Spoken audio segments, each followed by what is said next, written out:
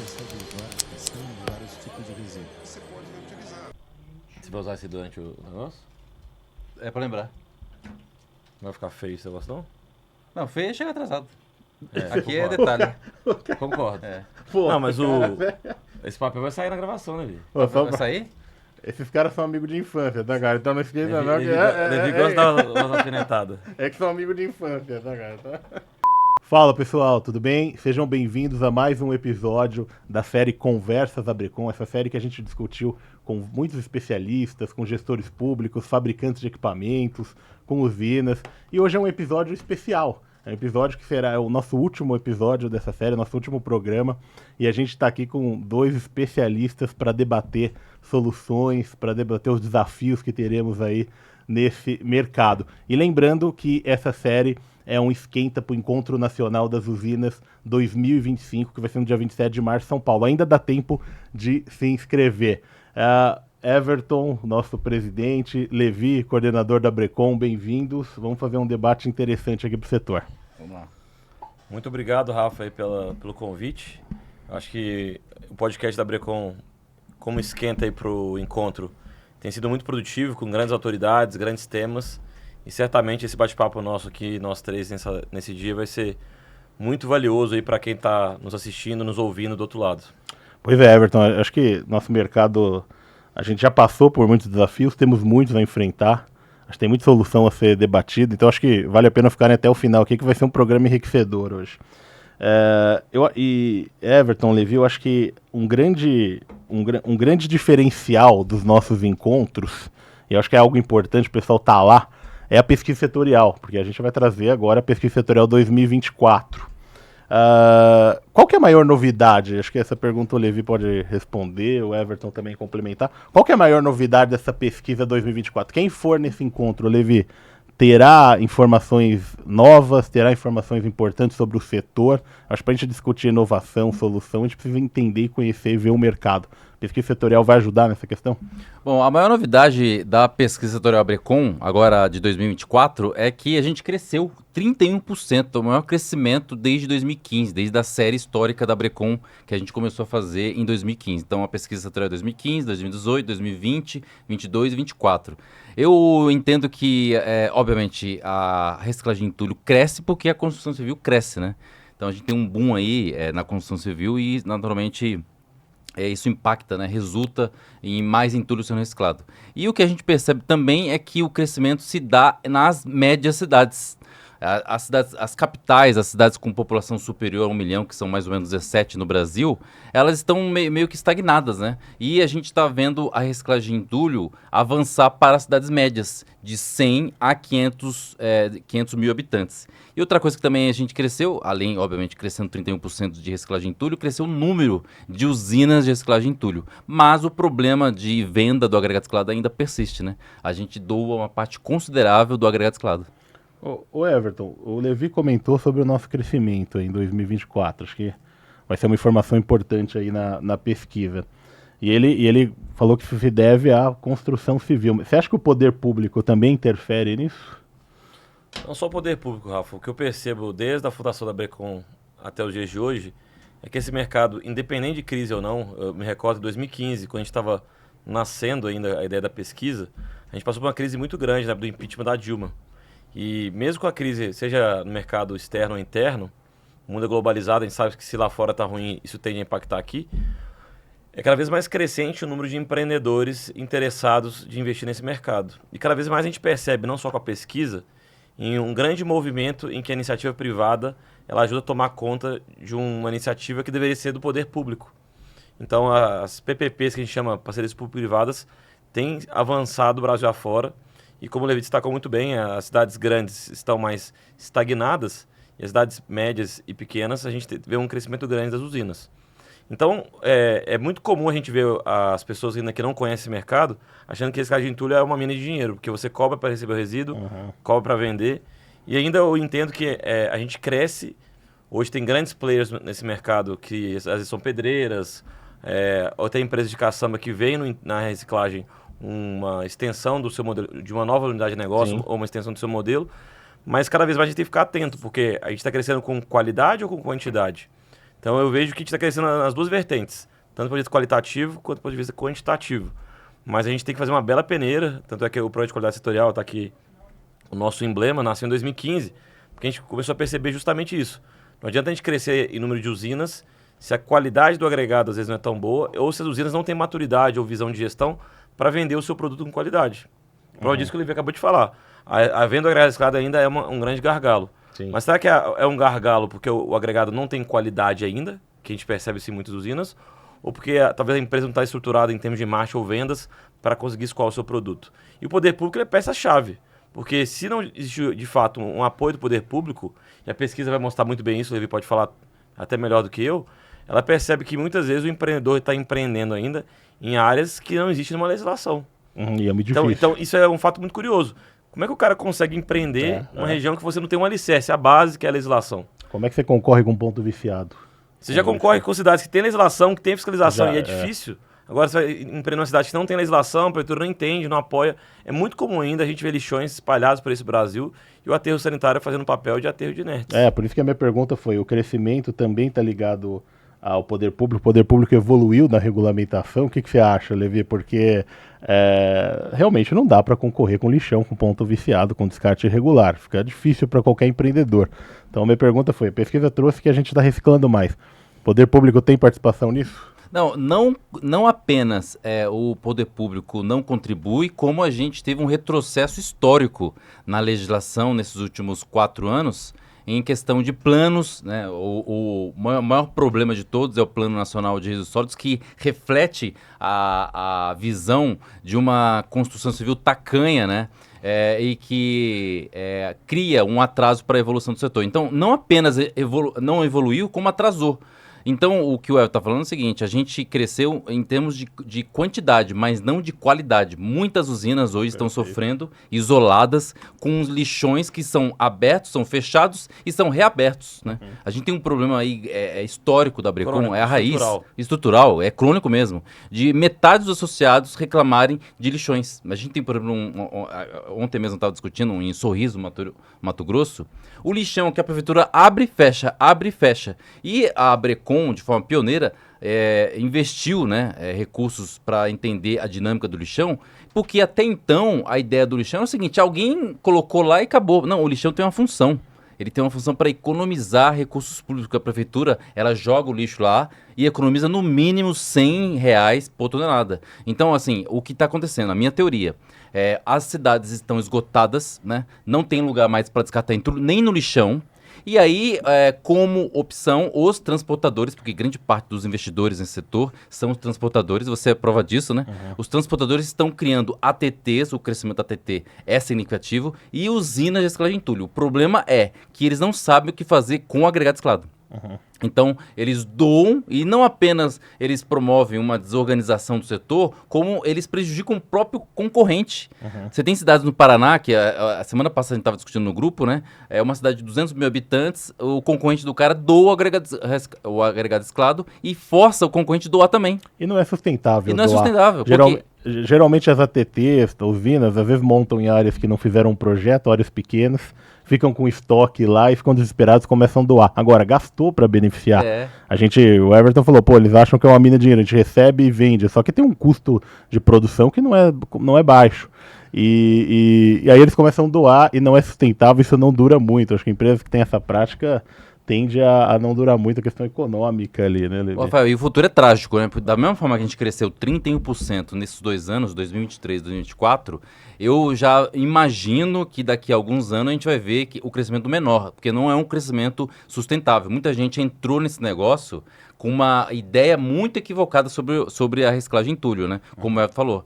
Se você pegar hoje uma mesa de triagem, um britador, uma peneira, a gente não gasta menos que R$45 o metro cúbico para triar.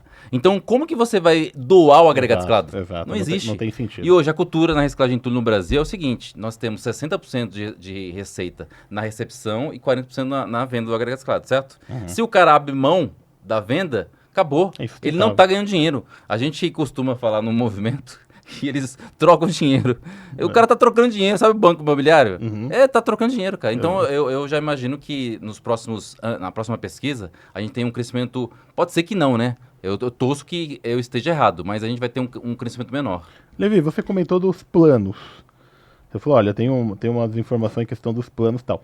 Os dados da pesquisa setorial 2024 apresentou um comparativo sobre o número de usinas no Brasil e tem em relação aos dados do Planares. O que você acha disso? Como é que tá o Planares aí sobre isso? O Planares, a gente pegou os dados do Planares e comparou com os dados da pesquisa setorial Abrecon, né? E o Planares está equivocado do início ao fim na questão dos resíduos da construção. Você vê que esse negócio de que o governo fala quando não tem dinheiro, né? Geralmente ele precariza, né? Em 2020, terceirizou para a construção civil a produção de um negócio que só dá prejuízo para a gente, né? O que você está falando sobre os planos, né? Não apenas o plano nacional, como o plano estadual, vou dar o exemplo aqui de São Paulo, ele não deu a solução para a gente resolver de fato, né? E definitivamente o problema dos lixões. Então, o Planares falava que a gente tinha mais de 1.400 destinatários de resíduos da construção. A pesquisa Abrecon achou apenas 800, né? E também existe o problema da introdução do agregado escalado, que também não é abordado no Planares e que a gente consegue identificar na pesquisa setorial que foi agora lançado, né? Lançado não, vai ser lançado agora no Encontro Nacional. Em complemento ao que o Levi falou, eu enxergo que desde a criação da Abrecon é cada vez mais crescente o número de empreendedores. E como a gente ainda recicla muito pouco perto do potencial de reciclagem no Brasil, a tendência é que a gente continue crescendo ainda, mas vai existir naturalmente um darwinismo, que é a seleção natural das espécies. Sobrevive não é o mais forte, é aquele que se adapta mais rápido. E essa constatação que o Levi falou é muito interessante. A gente perceber que a maioria dos novos empreendedores são transportadores, que ficam refém de uma prefeitura que tem um lixão que muitas vezes está esgotado, e aí ele vê como uma estratégia montar mais transbordo, triagem, que não é o destino final, ou montar uma recicladora. E a gente começa a entrar num círculo ruim, em que é uma inércia, que eu chamo de inércia burra, em que o cara acha que é comum, tô no curto prazo resolvendo um problema, tô recebendo aqui o entulho e transformando em produto, mas o que eu faço com a matéria-prima? E assim, esse mercado nosso, ele vai ter que ser readequado, cedo ou tarde, porque não é sustentável. E aí no médio e longo prazo, que ele falou, a gente tende talvez a ter um crescimento um pouco menor do que o normal, mas eu enxergo na próxima década ainda, como a gente tem muito o que crescer, a tendência é que entre novas empresas saiam algumas e a gente vai tentar ainda reconfigurar esse mercado. E certamente o apoio do poder público e da própria legislação Planares, como ele ponderou muito bem, o Planares foi um retrocesso para o nosso mercado especificamente, porque eu acho que da forma que ele foi feito, e eu uso muito a frase feito é melhor que perfeito, mas nesse caso essa frase não se aplica, porque o Planares ele não teve consultas públicas de forma efetiva. Até onde eu sei, na parte de construção civil, que tange ao nosso mercado, a gente não foi consultado. Usaram dados desatualizados da Abrecon e dados que servem de referência, de inspiração para estados e municípios. Então, como é que eu vou estabelecer uma meta se o meu diagnóstico está errado? Então, se eu falo que eu tenho 100 recicladoras, por exemplo, 100 usinas, a gente tem 400, mais de 400, você tem até a referência do próprio estado de São Paulo, que eles colocaram lá 15 ou 20 recicladoras, e a gente tem cerca de quase que 30%, 40% do Brasil, né? Quase 50%. Metade mesmo. Metade do Brasil hoje está no estado de São Paulo. Então, assim, são dados que não trazem confiança, e aí é o efeito cascata, efeito dominó que impacta no setor como um todo. Então, assim, a gente ainda tem uma longa jornada pela frente. Eu entendo que na última década aí, a gente teve avanços e retrocessos de todos os lados, mas uma coisa é certeza, é o empreendedor, é a iniciativa privada que tem sido o grande motor desse mercado. E uma coisa importante de se destacar, até 2002, ou até 2010, que foi a Política Nacional de Sólidos, era muito comum o poder público ser protagonista nesse mercado. Nascendo em Belo Horizonte, São Paulo, a própria Erundina. E aí a gente viu que Ribeirão Preto, esses lugares que eram referência no Brasil começaram a se desmoronar, porque existe uma falta de continuidade do poder público em políticas. Às vezes um prefeito de um partido não quer dar continuidade de uma coisa que deu certo para o outro. A gente teve esse exemplo, inclusive no recente, agora no Sul. É complicado. Às vezes a gente privada aposta naquela cidade, o prefeito apoia aquela iniciativa e vem um outro cara e fala, não quero. Muda, né? Mudou a gestão. Mudou a gestão, cara. Não é um plano de governo o negócio. Tem que ser um plano estruturante. Tem que ser um plano de Estado. Política de Estado, independente de partido ou não, né? E isso é uma grande Rafael, dificuldade. Completando o que o Everton estava falando sobre o poder público, né? A gente vê na pesquisa que as iniciativas de prefeituras, elas vão e voltam, né? Se você pegar 2015, 2018, 2020, você vê que as usinas públicas, elas ficam 5, 10, 15, 20. 10, 5. E agora apareceu também. Tá. Olha que interessante como a gente depende de política pública e sem informação eles não conseguem decidir. O Estado de São Paulo, em 2022, comprou mais de 100 milhões de equipamentos. São britadores. Como não bastasse estarem equivocados com britadores móveis, eles compram britadores móveis de martelo. Não, sem sim, peneira, sem mesa. Essa é uma pergunta Absurdo. que eu ia entrar Me agora. lembrou desse caso. Esse caso aí é rir pra não chorar. Rir pra não chorar. Deus do céu. Não, então, por que o poder público insiste nesses equipamentos? Não vou nem. Eles falam, olha, estamos fornecendo usinas de reciclagem. Já tá errado, Tá né? errado. Porque Porque ali tá longe de ser uma usina. É um equipamento móvel que não trata resíduo, é um britador de martelo ali. Tá longe de ser uma solução para tratamento de resíduo. A gente teve nessa série de episódios uma conversa com a Envimate, nossa parceira, e a gente tratou bem, discutimos bem sobre a necessidade de mesas de triagem. O resíduo tem que ser preparado antes de ir para a britagem. Sim. Mas por que insistem nisso? Aí que tá o pulo do gato. O governo do estado de São Paulo não tem informação nenhuma, nunca teve informação sobre a reciclagem de entulho no estado de São Paulo. Se você for consultar a CETESB hoje, exatamente hoje, eles não sabem quantos lixões estão operando no estado de São Paulo, não reconhecem os lixões. E vamos falar que no estado de São Paulo tem apenas 50 usinas de reciclagem de entulho, sendo que o estado tem mais de 200, ou seja, o estado de São Paulo tem 50% do mercado. Ou seja, o governo não tem informação e aí ele cria uma ideia de que vai doar um britador e vai resolver o problema. Agora eu pergunto para você, esse britador vai britar qual tipo de entulho? Que se for o entulho da prefeitura, é entulho sujo. Se ele for britar o entulho da iniciativa privada, ele está incorrendo em risco da lei de improbidade administrativa, ou seja, ele está subsidiando o grande gerador. Então, esse britador não tem nenhuma linha que justifica, nenhum estudo de impacto que justifica a compra de mais de 20 equipamentos. Não, como eu falei para vocês, como não bastasse comprar um britador móvel, comprar um britador de martelo. Eu acho que Ou foram mais seja, de 20, né, Davi? mais de 20, Foram ou pra seja, todos os consórcios. isso aparece... Foram uns 40, se eu não me engano. É. Mas de qualquer forma, assim, o que eu enxergo é que a gente começou errado lá na Erondina em 97. Ela comprou um britador que virou sucata. Então, Será que claramente, esse vai ser o destino desse? isso é líquido certo. Eu aposto que metade... Como 1 sim. mais 1 são 2. Então, assim, o ponto central eu acho que foi medida eleitoreira. Certamente, na época, o então governador fez isso para poder articular algum apoio político. Mas no final, quem paga essa conta somos nós. Né? Todo cidadão está pagando essa conta. E a gente paga essa conta todo santo dia, né, Rafa?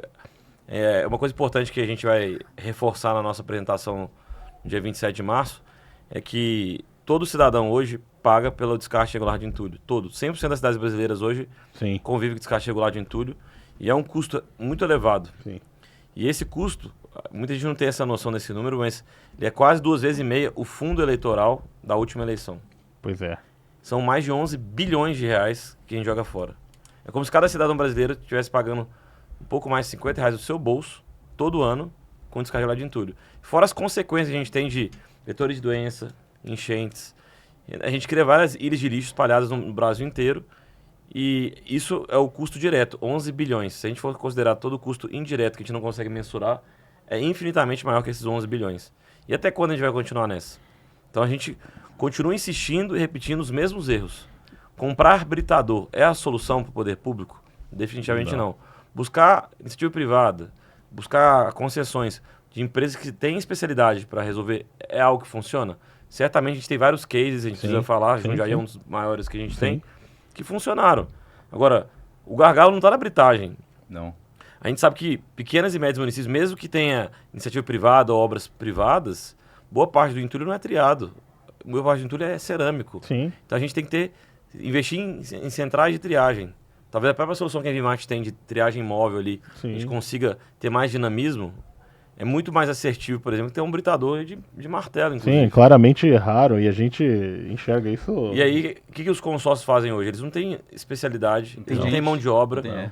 Então vai ficar na prática, elefante branco ali. Não, já é, né? Porque na Mas prática, está sendo, né? qual vocês conhecem que estão operando? Não conheço. Não, a que mais avançou foi do consórcio ABC, na cidade de Santo André, que montaram a estrutura da usina. Ah, mas eles tiram uma foto, reciclam um pouquinho. Não, Foi exatamente isso. Talvez mais para inglês ver ali do que na prática efetivamente resolver algum problema. Mas estão buscando solução. Falou, olha, vamos buscar peneira, tal, porque vimos que está errado isso. Exato. Então, tá erradíssimo. Mas só uma observação, por exemplo.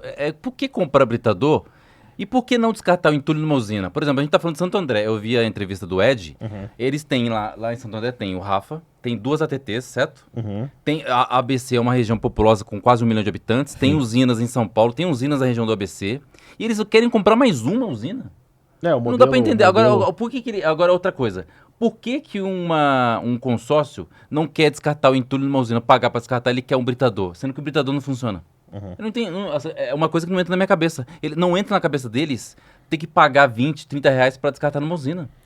Há muitos anos a gente tá vendo, como vocês citaram um exemplo, eles não tinham 3 usinas, né? Não tem mais nada. Ali é um absurdo. Não funcionou. Ô Everton, eu tive numa palestra sua, na Wish Expo, que a gente participou lá, você falou desse número bilionário que todos nós pagamos e chamou a atenção. A gente discutiu aqui, nessa série de podcasts, tivemos pelo menos 3 ou 4 gestores públicos. E eu fiz uma pergunta que eu acho que é uma pergunta que, se vocês souberem responder, por que o resíduo da construção civil, sendo tão impactante, sendo o resíduo mais gerado, fica em segundo plano na melhor das hipóteses? Vocês têm ideia por que fica no segundo plano? Eu tenho algumas hipóteses. A primeira que é o seguinte, boa parte desse resíduo ele é inerte, não é um resíduo perigoso. Então, por mais que a gente tenha vários pontos viciados ali, é um resíduo inerte. Menos dor do que... E via de regra, quando a gente fala de limpeza pública urbana, né, a gente tem a sensação que o RSU, o resíduo sólido urbano, é o BO da cidade. É o lixo urbano gerado pelo cidadão comum ali, que você já tem as coletas públicas ali rodando. Então, assim, é muito comum, às vezes, em prefeitura, às vezes o próprio prefeito tem alguém que incentiva ou apoia a campanha. Então, já tem uma empresa há muitos anos que já está operando a limpeza pública. E aí eu chamo isso de inércia. O que é inércia?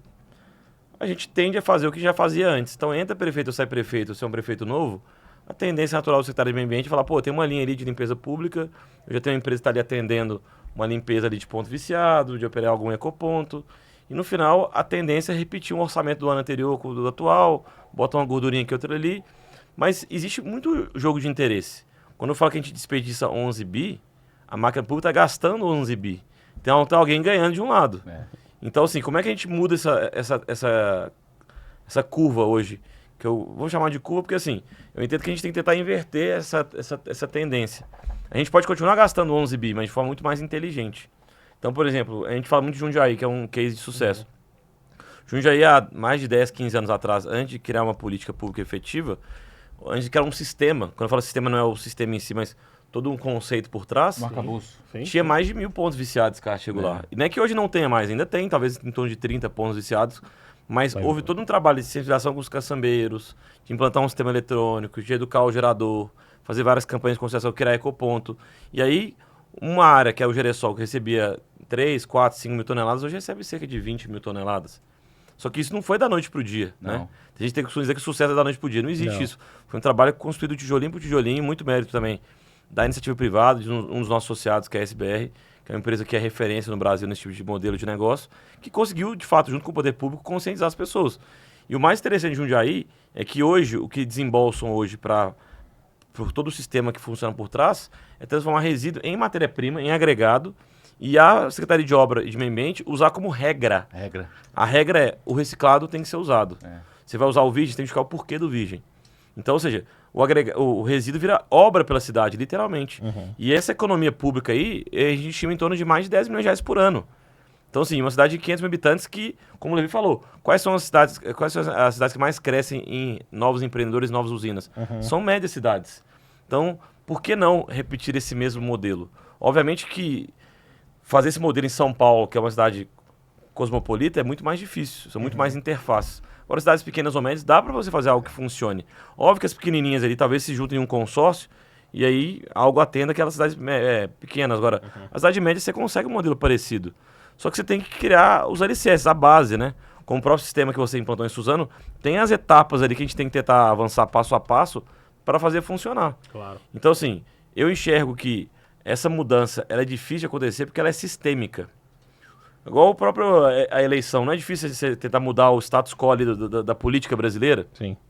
Uma direita, outra esquerda, mas no final é sempre o jogo entre um e outro e a gente está naquele sistema. Você acha que um presidente ou uma pessoa sozinha vai mudar todo um sistema que funciona? Não vai. Sim. Então é difícil. Para poder conseguir implantar mudanças, Jundiaí é um case isolado, foram muitos anos aí para mudar essa mentalidade. O que você acha, Levi? Não, tem uma outra coisa.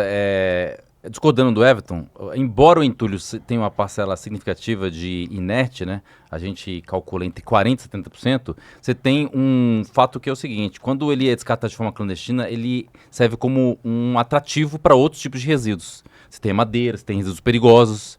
E tem uma questão que me chama a atenção nos últimos anos, é que por que ele é invisibilizado. Invisibilizado, é. Por que ele é invisibilizado? Porque o órgão público, eu até percebi isso na entrevista do do André. Eu confundo o Ed com o André, porque o André é de Edema e o Ed é de Santo André. Ah, é pertinho. O André tinha que ser de Santo André. É verdade.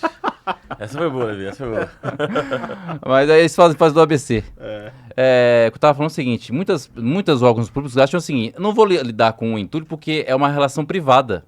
Porque, de fato, da resolução CONAMA, que o empreendimento tem que separar os seus resíduos. Sim, então eles pensam assim, não, isso é uma relação privada e o resíduo é só inerte. E não é verdade. Embora seja uma relação privada, deve ter regulação do poder público. A gente precisa lembrar que muitas cidades, na verdade a maioria, não tem regra de locação de caçamba. Ou seja, a caçamba que está lá, essa caçambinha aqui, ó, caçambinha de 5 metros, está lá para 5, o cara coloca 7,5.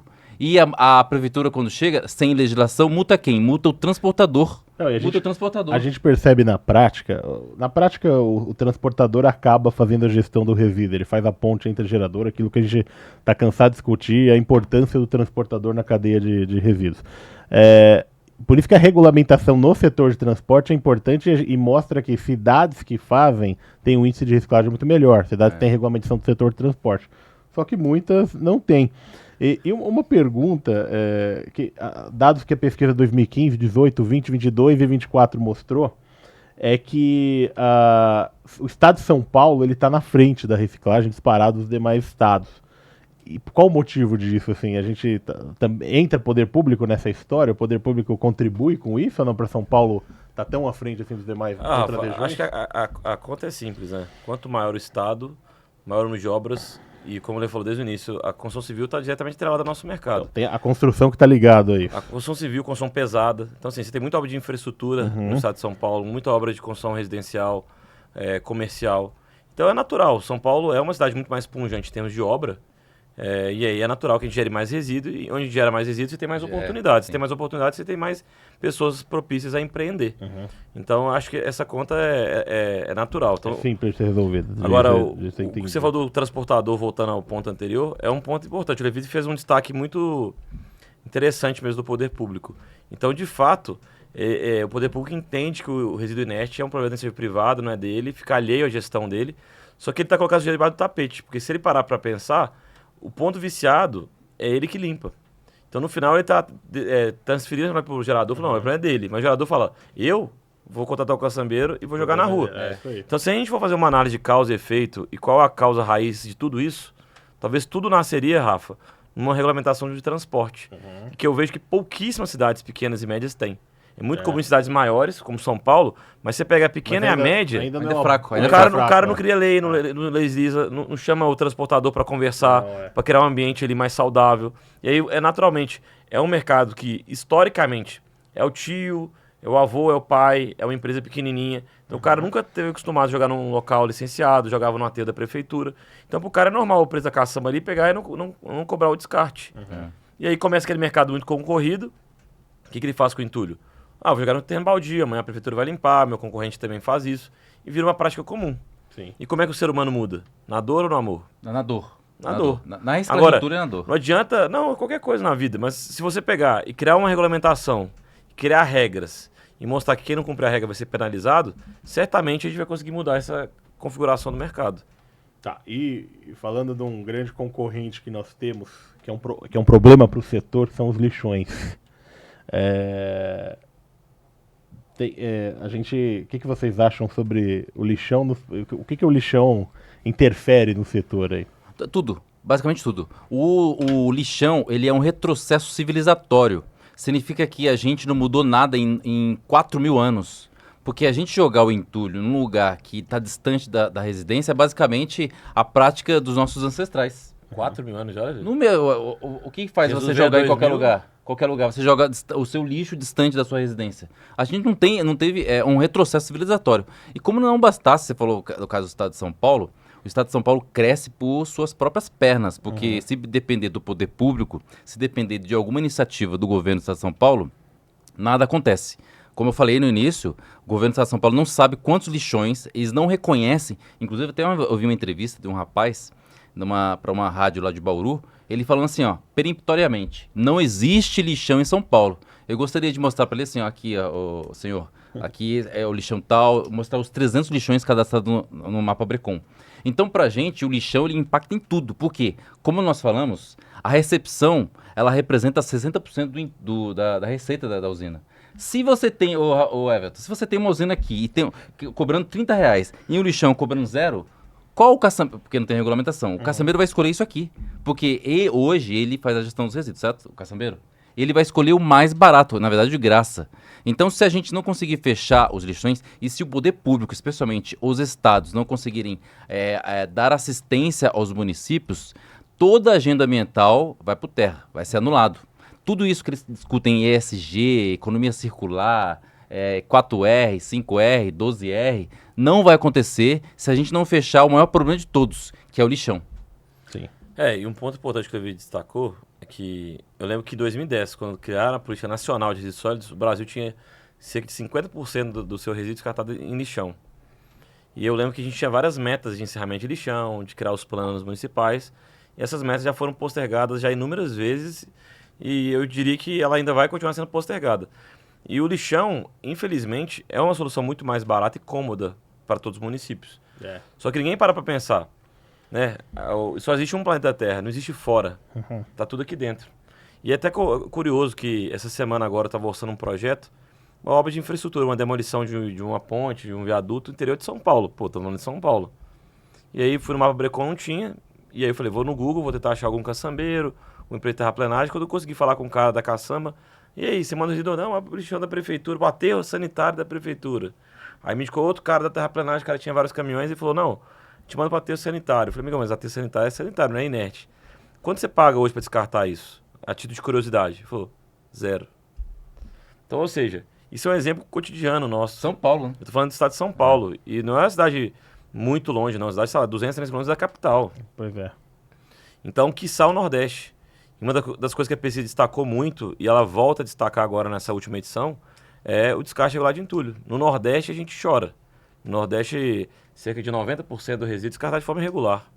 E no Sudeste, a gente acha que é um estado médio desenvolvido também, 50%. Então, ou seja, na média, quase 70% do resíduo hoje é descartado de forma irregular. Difícil ter um destino nobre nessas regiões, viu? Com essa situação. Eu acho Imagina, que sim. o cara tem um aterro ali a 0. Como Não, é que e é um... inviabiliza Detalhe, qualquer Não é só negócio. entulho, né? Não é só entulho. Não, é pra É um tudo. aterro sanitário. pra tudo, Mas o mais que me agonia é que, assim, o espaço físico é finito. A gente está enchendo aquele buraco ali, e até quando? E de qualquer modo, enchendo de qualquer jeito ainda. É que né? hoje, a gente pega, por exemplo, a Holanda, é difícil a gente se comparar com outros países, né? Fala assim, por que na Holanda 99% do resíduo é reciclado e reutilizado? Porque a Holanda é um ovo. A Holanda é do tamanho menor que a Lagoa, sei lá. Então o Brasil é um país continental. Então, não é do Brasil, é do ser humano. Enquanto a água não bate na bunda, a gente não se mexe. O aquecimento global está aí. Pois é. As pessoas são movidas a resultados no curto prazo. Então, o mundo é capitalista. Eu quero lucrar hoje. Daqui 10 ou 20 anos, é o problema do meu filho e do meu neto. Então, quando é que a gente vai mudar essa realidade? Não sei, porque o Brasil é um país tão continental que agora esgotou aquele buracão ali do lixão. Abre outro buraco ali, abre outro buraco ali, outro buraco ali. Vários buracos. É muito fácil abrir buraco. Você tem terra sobrando. Tem espaço. Mas até quando você vai abrir um tanto de buraco?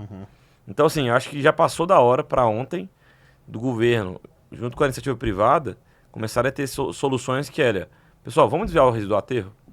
Não adianta criar um ESG que ele falou de 3R, 10R, 1 milhão de R, se no fundo a gente está olhando o feijão com arroz, o básico. É o básico bem feito que funciona. Então, se a gente tem verba que a gente pode levar para a prefeitura, eu vou mandar a verba para poder retroalimentar um sistema falido. Não faz mais sentido eu investir verba em criar um sistema, em criar regulamentação, responsabilizar o gerador, criar ecopontos. Esse é um exemplo que eu tenho clássico, ecoponto. Eu, quando eu fui reformar um apartamento que eu moro há uns 7, 8 anos atrás, eu fiz questão de ser um usuário de ecoponto. E até descobri recentemente, eu vi na internet alguma notícia, de esquema de cara que chama a tiazinha lá do Ecoponto para descartar mais do que deve. Então você vê até microcorrupções dentro do Ecoponto. E aí você vê que no final o usuário principal do Ecoponto não é um pequeno gerador, mas o cara nem sabe que existe. Não, pois é. Mas é aquele pedreiro que vende um serviço paralelo, Marcenarias, gefeiros. quem sacar ali, dá um cafezinho ali pra tiazinha e descarta lá no Ecoponto. Então assim, e mais revoltante ainda, me recordo que a gente estava ainda em contato com a antiga Anlurb, que agora é SP Regula, que eu falei, pô, o Ecoponto, pra onde vai esse resíduo? Ele ia pra CDR Pedreiro, um aterro aqui em São Paulo. Aterro. Falei, então muda o nome para aterro, ponto, caramba. Por que chama eco? O que tem de sustentável? Você separa o resíduo, coloca lá, e depois vai para um buraco, um aterro.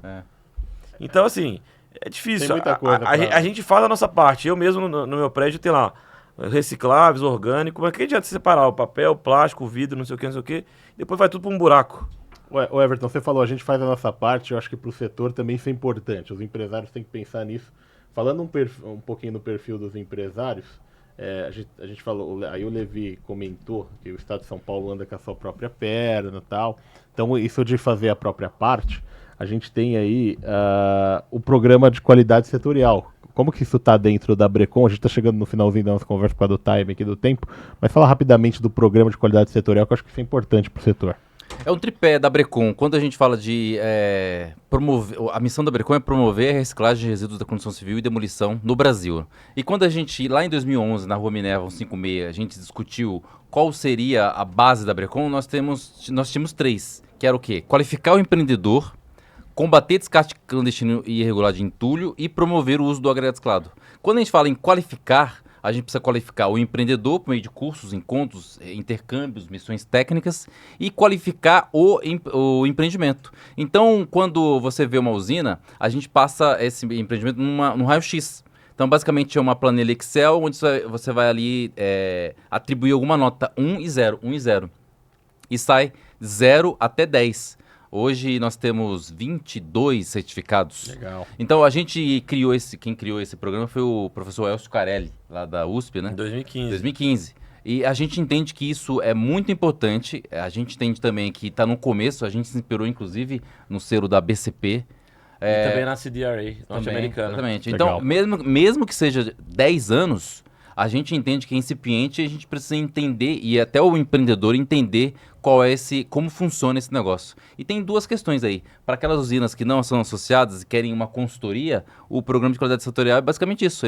Ele aponta as divergências no empreendimento. Então é muito, muito interessante para o negócio que quer se adaptar e se adequar à legalidade, né? É uma mega consultoria que traz resultados ali. Exatamente. Eu acho que quando o selo nasceu foi com a visão de que a gente percebeu naquele momento em que o amadorismo ele era predominante ainda no setor de reciclagem. A gente ainda enxerga, ele é muito presente. E a ideia foi justamente ter a visão de subir o nível, profissionalizar mais o setor. E como o Levi tem uma experiência vasta aí ao longo de mais de uma década e meia, junto à frente da Brecon, ele consegue ter uma visão holística do setor como um todo. E ter a visão do Levi, a assessoria da Brecon, de mostrar onde sua usina está e onde ela pode chegar. E aí você olhar para o lado, não é que a grama do vizinho é mais verde. Pô, o que esse cara está fazendo melhor do que eu? Onde eu posso chegar? Então, assim, de 2015 para cá, já tem uma década já da criação do programa de qualidade. Temos muito o que fazer ainda, mas eu enxergo sempre o copo meio cheio. A gente fez muita coisa boa. Acho que o setor, ao longo dos últimos 15 anos aí, teve grandes evoluções. A Brecon agora, no dia 9 de fevereiro, fez 14 anos da sua fundação. Política Nacional de 2010. Então, ela vai completar agora em agosto, literalmente 15 anos. Então, a gente nasceu na esteira da Política Nacional. E foram grandes conquistas, Rafa. Eu costumo dizer que o resíduo ainda é um bebê recém-nascido. O Levi falou de 4 mil anos, né? Jesus veio 2 mil anos, a gente fala que o ser humano está na Terra há 10 mil anos. Desde quando a gente constrói? Desde os primórdios. E a gente começou a pensar em legislação no Brasil em 2002, com a Colônia 307, 2010 com a Política Nacional. Veio o Planares para dar um passo para trás. Mas, de qualquer forma, eu enxergo que quantas usinas a gente tinha em 2010, quantas a gente tem hoje, Não, o mercado quando a gente evoluiu. reciclava, quando a gente recicla hoje. A gente já teve grandes saltos de qualidade, mas o nosso papel como a Brecon é ser protagonista, é puxar o setor.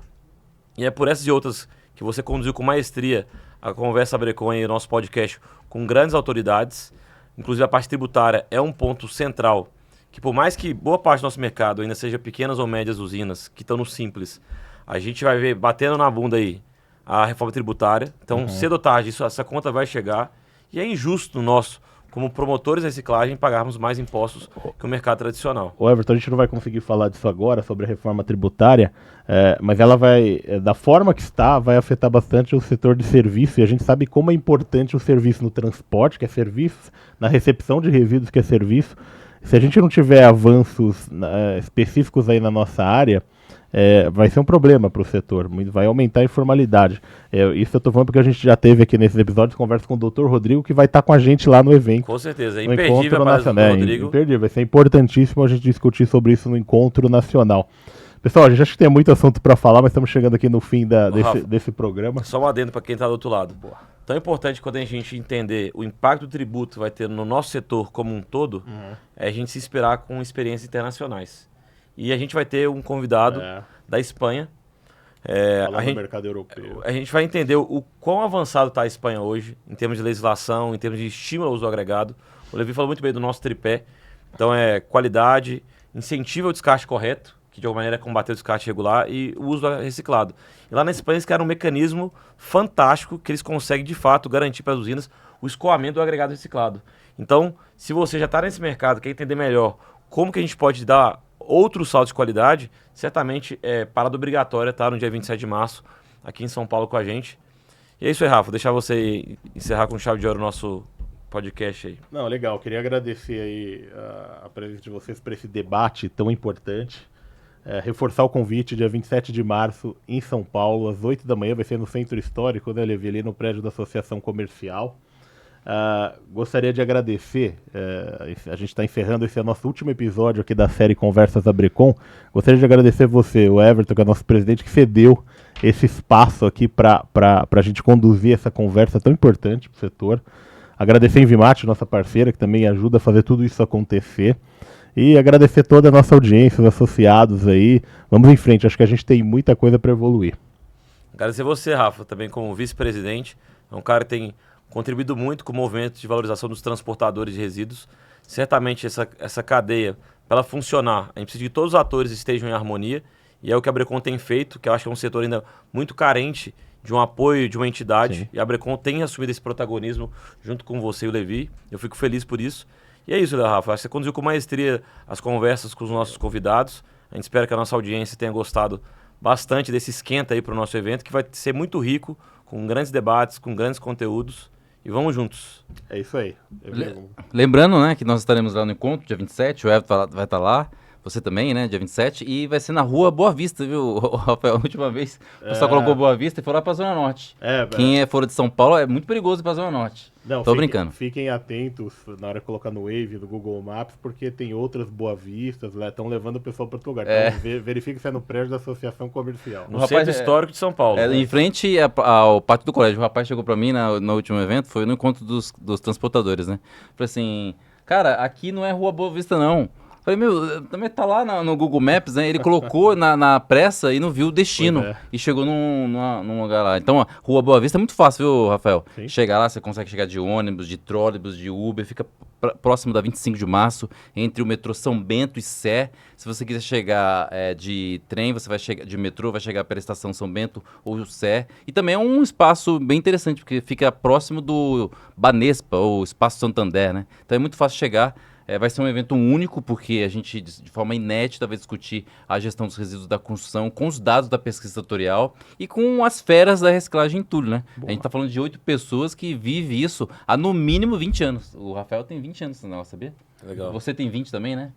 20. Então a gente está falando de gente que está aí a uma caminhada, né, Rafael? Não, é isso aí. Uma caminhada. Vai ser um grande evento, um excelente evento. Então eu aqui na minha fala, né, agradeço a audiência, transportadores, as usinas, as ATTs, as pessoas que gostam da área de resíduos da construção, a nossa audiência como todo, e convido vocês, dia 27 de março, a partir das 8 horas em São Paulo, Rua Boa Vista, número 51. E agradeço ao Everton por ceder o espaço aqui, agradeço também ao Rafael. E aí, nosso agradecimento à estrutura aqui do estúdio por fazer esse podcast uma discussão saudável, sadia, né? E que vai esquentar essas discussões acerca da reciclagem em tudo. É isso aí, pessoal. Vamos juntos. Valeu.